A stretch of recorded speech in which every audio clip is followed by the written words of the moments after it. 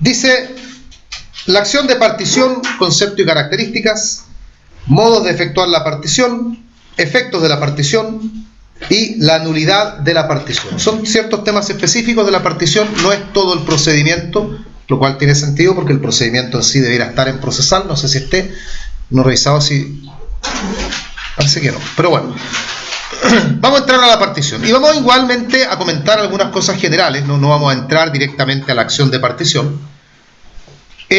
Entender que un poco como la unión o el nexo, el tema que acabamos de estudiar, la partición tiene lugar cuando estamos en un estado de indivisión, por ejemplo el que ocurre dentro de las comunidades. Por lo tanto, aunque el código trata a la partición dentro de la sucesión por causa de muerte, eso no significa que la partición sea una institución exclusiva de la sucesión por causa de muerte. El código la trata ahí porque ahí para el código está la que desde el punto de vista civil pasa a ser el estado de indivisión más importante. Y por esa razón el código tiene esta cercanía estrecha entre lo que es la indivisión hereditaria con la partición. Pero la partición se ocupa para liquidar toda clase de comunidades.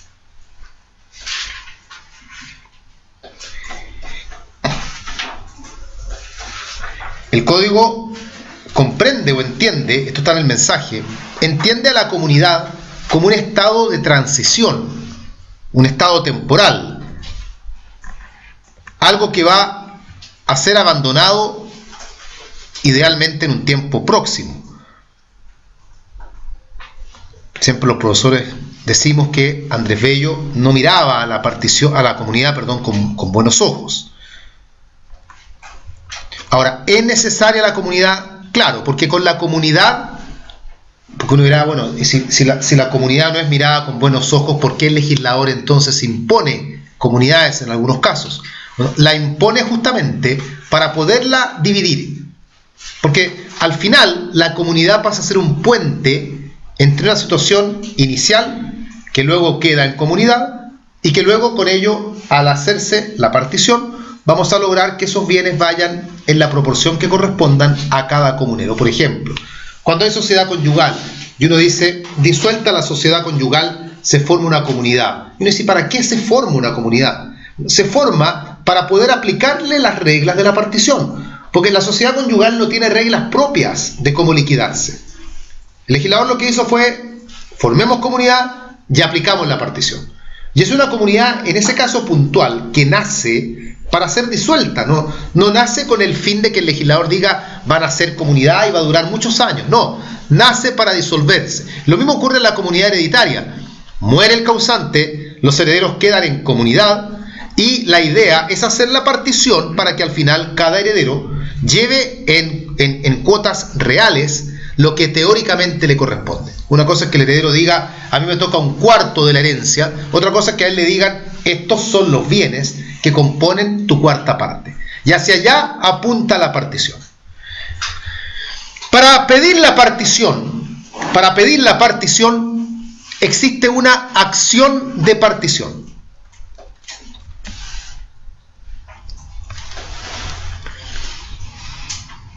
Al cual algunos profesores, Somarriba por ejemplo, la denominan no acción de partición, sino que la llaman el derecho a pedir la partición.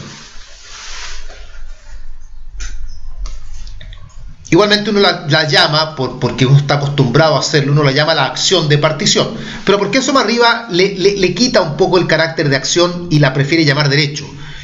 Porque la idea de acción evoca necesariamente actividad jurisdiccional, que acá no necesariamente la va a haber. De hecho, la partición la podrían hacer los comuneros ellos, sin necesidad de que intervenga juez ni tribunal alguno. Y ahí cuando eso ocurre, como que cuesta un poco encuadrarla como una acción. Entonces, por eso él dice, la mejor palabra aquí es el derecho de partición. Pero igualmente, omitiendo aquello, la llamaremos de todas formas la acción de partición. ¿Qué características tiene esta acción o este derecho? Pero en fin, como les digo, incluso la propia cédula la llama acción, así que dejémosla así. En primer lugar, es una acción personal. Importante, porque esto quiere decir entonces que la acción la tiene que intentar uno de los comuneros. Él es el titular, uno de los comuneros. ¿Y contra quién la intenta? Contra otro comunero. ¿Pero contra cuál? Contra todos. Porque si no se intenta contra todos, aquellos que hayan quedado fuera, a ellos la partición les será inoponible.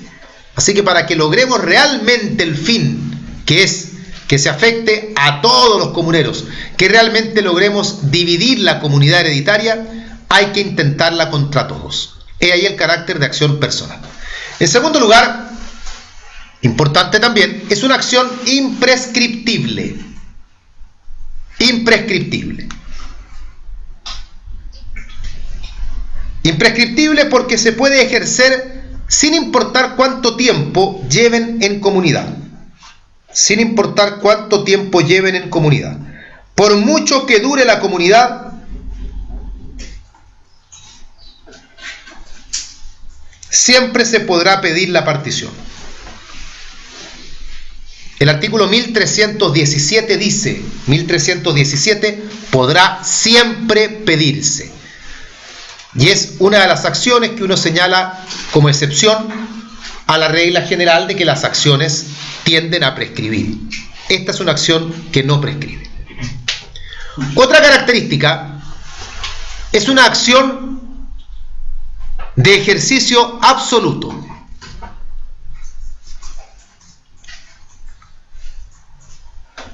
En el sentido de que nunca hay ningún inconveniente para intentarla.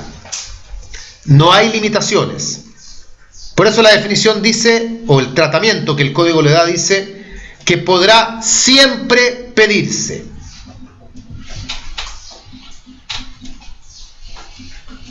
Que fue lo que dijimos además al tratar la comunidad hace un rato.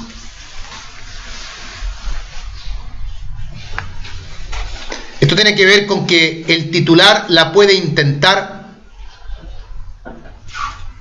sin importar si los demás comuneros están de acuerdo o no están de acuerdo. Y tampoco importa con qué fin lo pida. Oye, ¿para qué quieres pedir la comunidad? ¿Qué importa? La pido y la pido nomás. Otra característica. Con este derecho o con esta acción, no solamente se está pidiendo el reconocimiento de una situación preexistente, independiente que veremos que la partición tiene en todo caso un efecto declarativo, sino que se va a producir una transformación de una situación jurídica a otra situación jurídica distinta.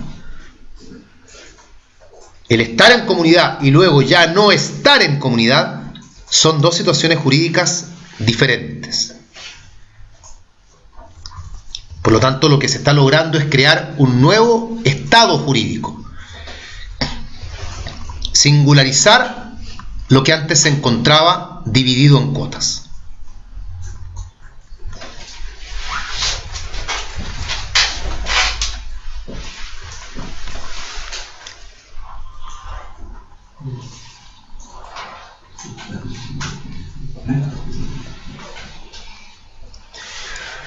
Bien, casos en que no procede la acción de partición.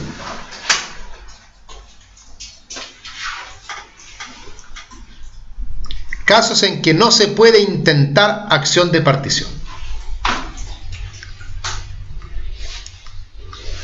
Algunos ejemplos. Hay algunas comunidades en las que la acción de partición no es pertinente. Por ejemplo, la copropiedad inmobiliaria, entendiendo por tal aquella que se rige por la ley sobre copropiedad inmobiliaria. Las tumbas y los mausoleos, que señalaba su compañera anteriormente, tampoco son susceptibles de partición. Las pertenencias mineras. ciertos predios rústicos cuando el plano regulador no lo permita,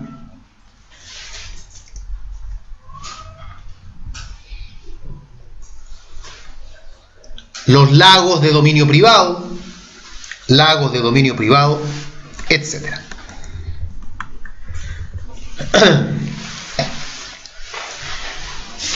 ¿Quiénes pueden intentar la acción de partición? ¿Quiénes pueden intentar la acción de partición?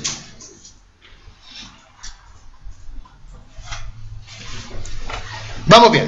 Número 1, obviamente los comuneros. Si pensamos en herederos, puede ser cualquier tipo de heredero. Universal, de cuota, testamentarios, intestados, en fin. Pero no los legatarios. Y estos, pues, los legatarios no entran en comunidad. Los que están en comunidad son los herederos. Así que los comuneros son los primeros llamados a pedir la partición. Si es el caso de la sociedad conyugal, los comuneros serán el marido y la mujer. Número 2. También pueden pedir la partición los herederos de los comuneros. Si un comunero se muere, los herederos de ese comunero fallecido podrán intentar la partición. Y tercero, también la pueden intentar los cesionarios, aquellos a quienes se les ceda por acto entre vivos la cuota en la comunidad. También podrán entonces intentar la acción de partición.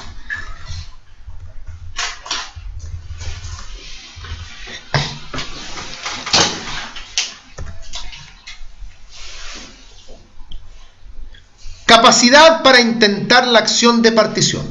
Capacidad para intentar la acción de partición. ¿Se debe ser capaz o no es necesario? Convengamos que con la partición no estamos adquiriendo bienes.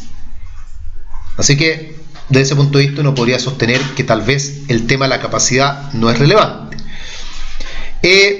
La regla general es que la acción de partición la pueden intentar de forma personal solo las personas capaces.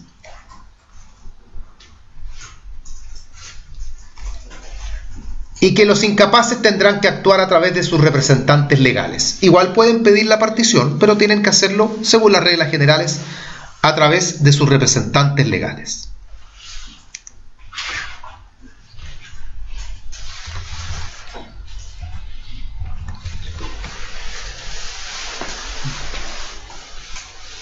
Bien. Esto en cuanto a lo que es la acción de partición en general. Siguiendo con el cedulario, y que en el fondo sigue un poco el orden tradicional de la materia, corresponde ver ahora cómo puede hacerse la partición, las formas de hacer la partición. La cédula dice modos de efectuar la partición. Vamos bien. Número 1. La puede efectuar el testador por testamento. En este caso es muy claro el 1318, que señala que la partición la puede hacer el testador. Y vale en la medida que no vulnere a la ley. Por ejemplo, que en la partición él divida los bienes de forma distinta a como la ley propone. No olviden que están los legitimarios de por medio, estamos pensando ahí en la comunidad hereditaria. Pero en la medida que no se vulnere a la ley, la partición la puede hacer en primer lugar el propio testador. Número 2. La partición la pueden hacer también los propios comuneros.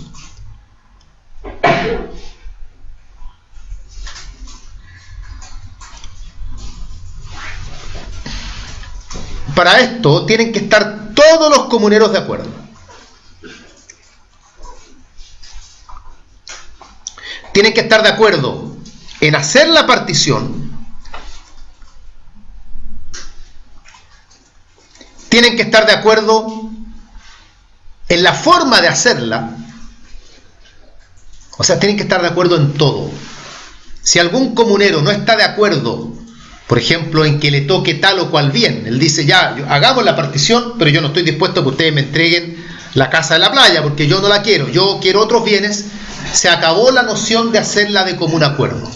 Acá nadie le puede imponer nada a nadie. Esta es la forma ideal de hacerla, porque uno tiene que hacerle presente a los comuneros que con esto se ahorran el juicio de partición. Pero no se puede obligar a un comunero a que participe de una partición donde él no esté de acuerdo en hacerla, punto uno, que puede que él no quiera hacer partición, o punto dos, que aunque quiera hacerla, no esté de acuerdo en la forma como se está llevando a cabo. Para esto, para hacer la partición de común acuerdo, no es necesario que los comuneros sean todos capaces.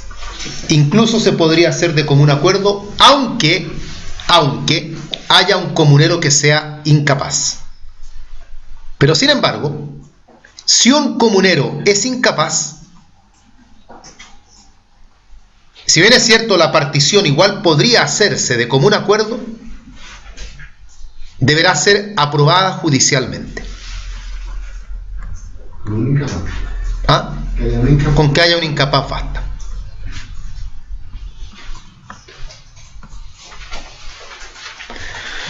Y la tercera forma, número 3, de hacer la partición es a través de un juicio de partición. El ya estar hablando de juicio supone necesariamente que acá los comuneros no están de acuerdo y hemos ido a un juicio, y que de acuerdo a lo dispuesto en el Código Orgánico de Tribunales, artículo 227, es materia de arbitraje forzoso.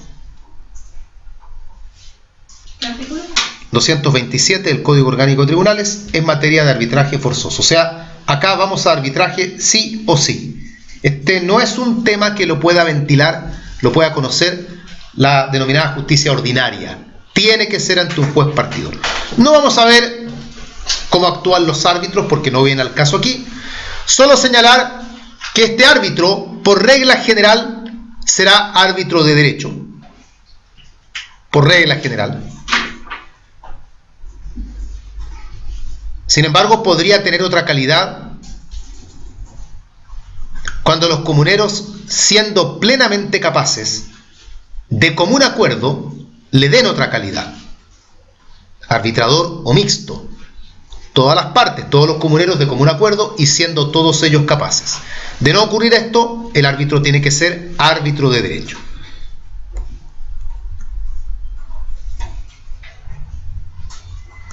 ¿Quién nombra al partidor? Al juez partidor. Lo puede nombrar el testador, en cuyo caso tiene que ser árbitro de derecho. Lo pueden nombrar los comuneros de común acuerdo, y ahí ellos le pueden dar otra calidad si quieren, de derecho o mixto o arbitrador. Y en tercer lugar, el árbitro también podría ser nombrado por el juez. Esto cuando no se pongan de acuerdo las partes con quién será el árbitro tendrá que ser nombrado por el juez. En ese caso, tiene que ser árbitro de derecho.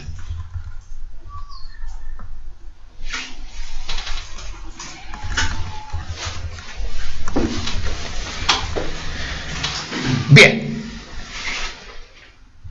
Algunas consideraciones particulares al juicio de partición. No lo vamos a ver en detalle porque no es materia, pero algunas consideraciones puntuales. Primero, actúa conjuntamente con un secretario. O sea, no solamente hay que nombrar a un partidor, sino que hay que nombrar también a un secretario. Este secretario a las veces de ministro de fe.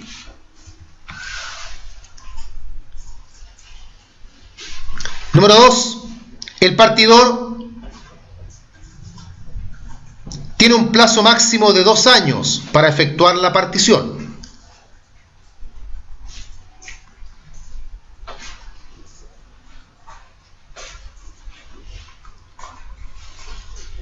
Se podrían reducir el plazo también, no vamos a entrar en eso, ahí habría que analizar qué tipo de árbitro es, pero como base partamos del supuesto que tiene un plazo de 2 años. Otra característica, otro punto interesante, el partidor al efectuar la partición no puede adquirir para sí mismo los bienes comunes. No puede el partidor decir esto va a ser para mí. No. Tiene prohibición de aquello expresa, de adquirir los bienes comunes. Otro punto sobre el tema, al juez partidor se le paga. No, nadie trabaja gratis y a él se le paga por sus servicios. ¿Cuánto se le paga? Esto se resuelve en una actuación que se denomina el primer comparendo. Cuando parte la partición hay un primer comparendo y ahí se toman una serie de medidas que son de orden doméstico, entre comillas, o sea, cómo se van a hacer las notificaciones, quién será el secretario, cada cuánto tiempo habrán comparendo, en fin, y entre ellos uno de los temas a tratar es la remuneración del partidor y también del secretario, porque al secretario también hay que pagar. Otro punto importante es que el partidor debe encargarse no solamente de dividir los bienes, sino que también de distribuir el pago de las deudas. Distribuir el pago de las deudas.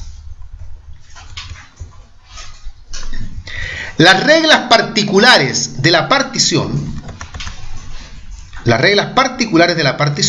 se encuentran especialmente señaladas en el artículo 1337. 1337.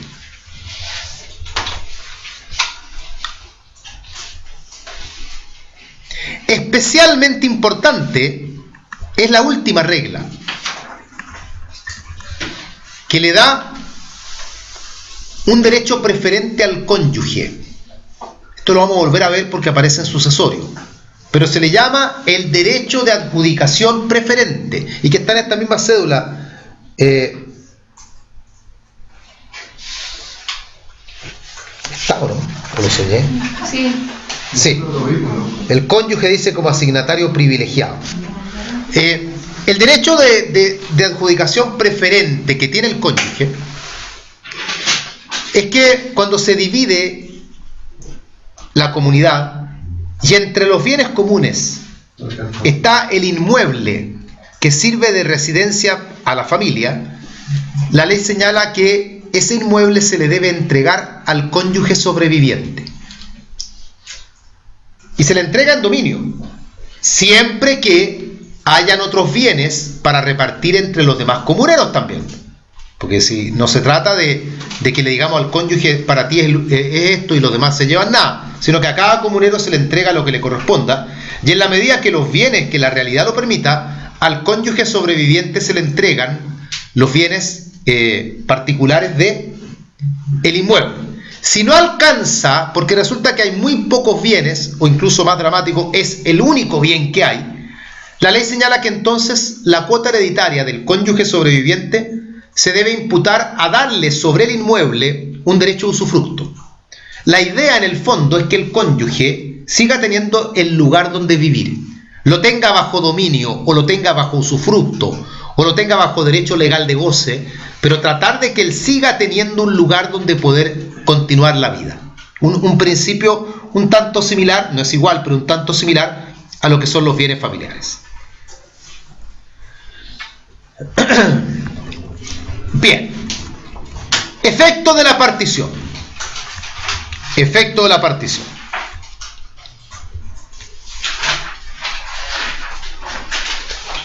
La partición termina a través de un acto que se denomina adjudicación. Termina a través de la adjudicación, que es el acto por el cual se toman los bienes comunes y se le asignan a cada comunero según corresponda.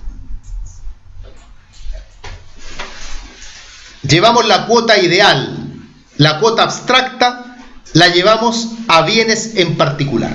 Esa es la adjudicación, que para muchos es un modo de adquirir. Para los romanos lo era. No pasó al sistema chileno, pero algunos señalan que sí, que la adjudicación también debiera ser considerado un modo de adquirir. Esta adjudicación, que es el efecto puntual de la partición, tiene un efecto declarativo, conocido justamente como el efecto declarativo de la partición.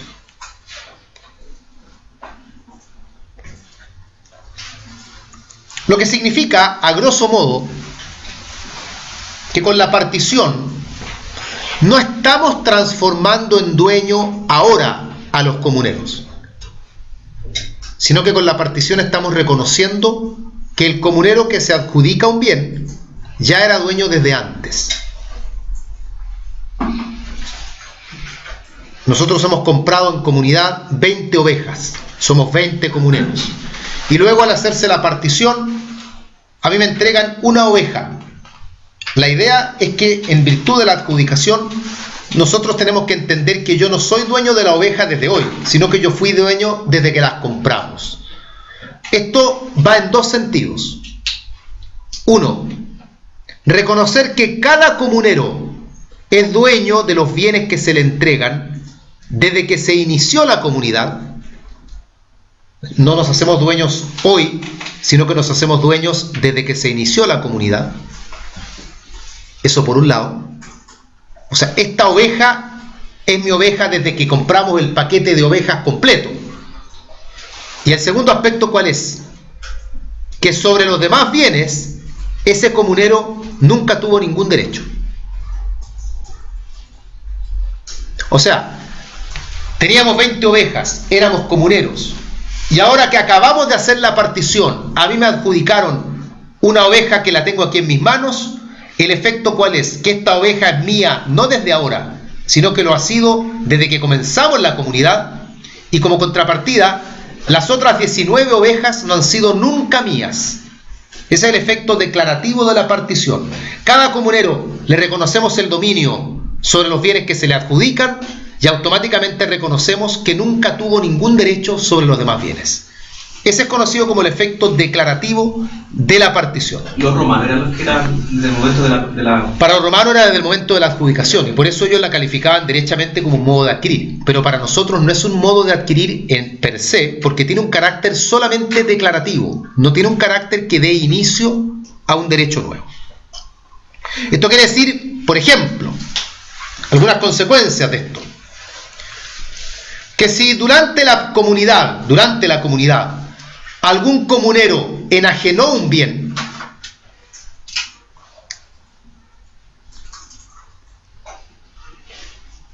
y luego en la partición ese bien enajenado se le adjudica a otro,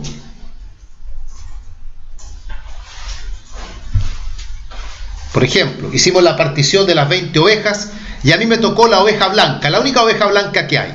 Y cuando yo digo, bueno, ¿dónde está mi oveja? Aparece Juan y Juan dice, es que ¿sabe lo que pasa? Es que esa oveja yo la vendí hace 2 semanas. Como estamos suponiendo que la oveja era siempre mía y nunca fue del resto, ¿qué habrá que hacer acá? ¿O frente a qué nos encontramos? Sería venta de cosa ajena. Y habrá que actuar como se actúa en el caso de venta de cosa ajena. Ahora, si el bien enajenado se lo adjudica el mismo comunero que la enajenó, perfecto. Enajenó cosa propia en ese caso y no habría ningún problema. El problema está en que lo más probable es que el bien se lo adjudique un comunero que es distinto al comunero que lo ha enajenado. Una segunda consecuencia del efecto declarativo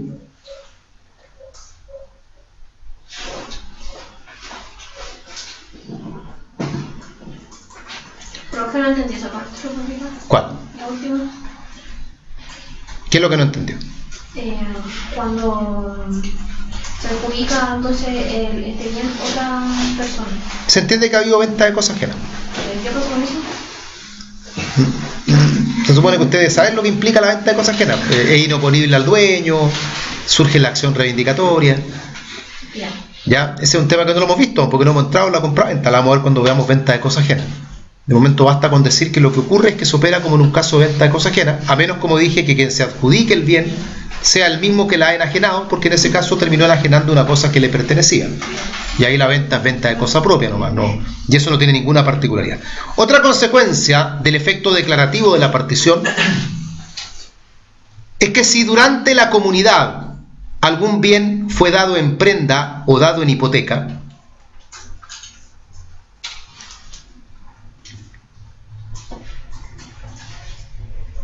y ahora los bienes le son adjudicados a otro, dicha prenda o dicha hipoteca caduca.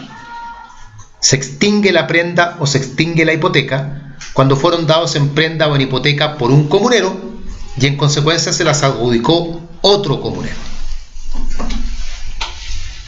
Disculpe, profesor. Sí. Dijo, son adjudicados a otros dichos bienes caducan y son. No, no hablaba de los bienes que caduquen. Caduca la prenda o caduca la hipoteca. Y ahí dicen caduca la prenda y la hipoteca, ¿eso dijo? ¿Sí? Eso dije. Se caducan la prenda o la hipoteca en circunstancias que quien constituyó la prenda o la hipoteca es una persona distinta al comunero que se la termina adjudicando en la partición. Otra consecuencia del efecto declarativo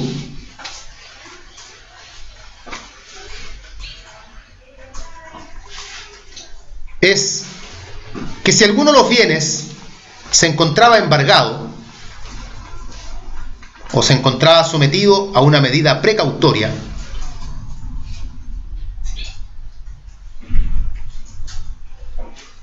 dicho embargo o dicha medida precautoria va a subsistir siempre que se la adjudique la misma persona que estaba demandada en el juicio en la cual se decretó el embargo o la medida precautoria. Siempre y cuando la cosa se la adjudique la misma persona que se encontraba demandada en el juicio donde se decretó el embargo, valga la redundancia, o la medida precautoria.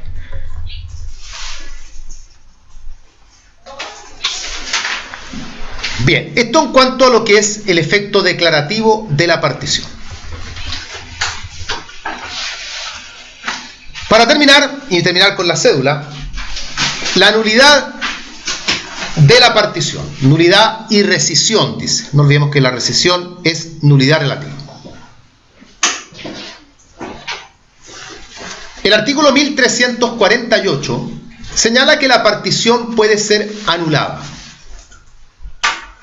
Y se aplican para ello las reglas generales, tanto la nulidad absoluta como relativa. Incluso el mismo artículo 1348 da a entender que caben ambas nulidades porque dice se anula o se rescinde. La rescisión alude, como ya está dicho, a nulidad relativa. Se va a anular, por ejemplo, cuando en la partición intervenga un incapaz absoluto o un incapaz relativo sin representante, cuando haya habido un vicio del consentimiento, en fin, de acuerdo a las reglas generales.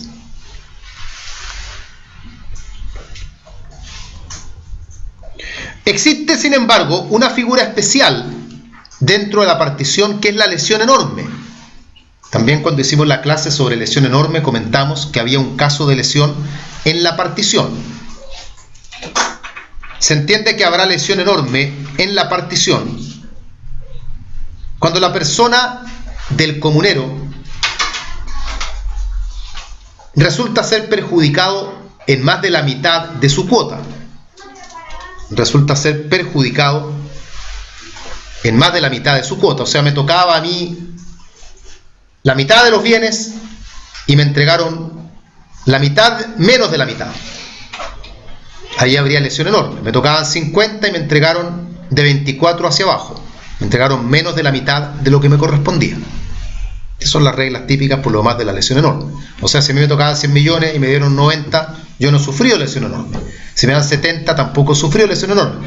Pero si me tocaban 100 millones y me dan menos de 50 millones, sufro lesión enorme.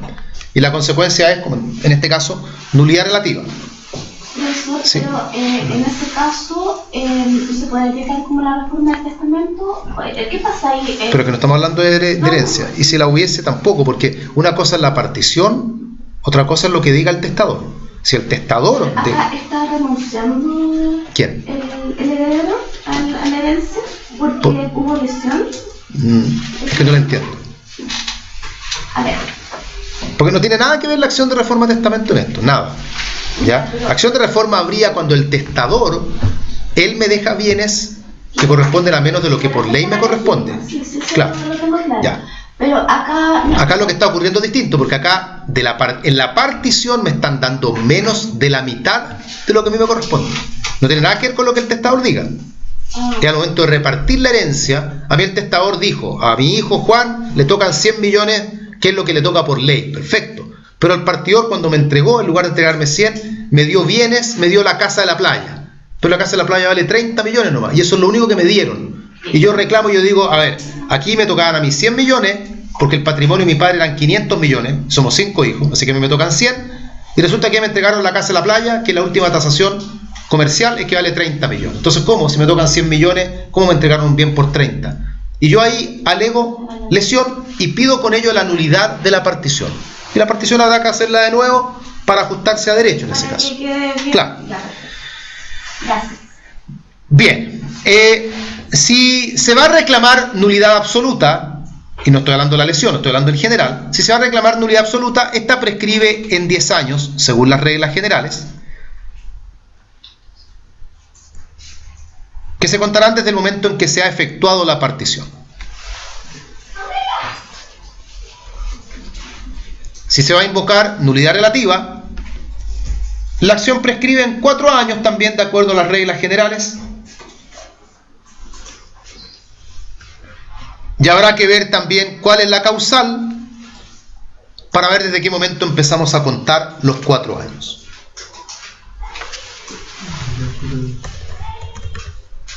¿Desde cuándo empezamos a contar los 4 años?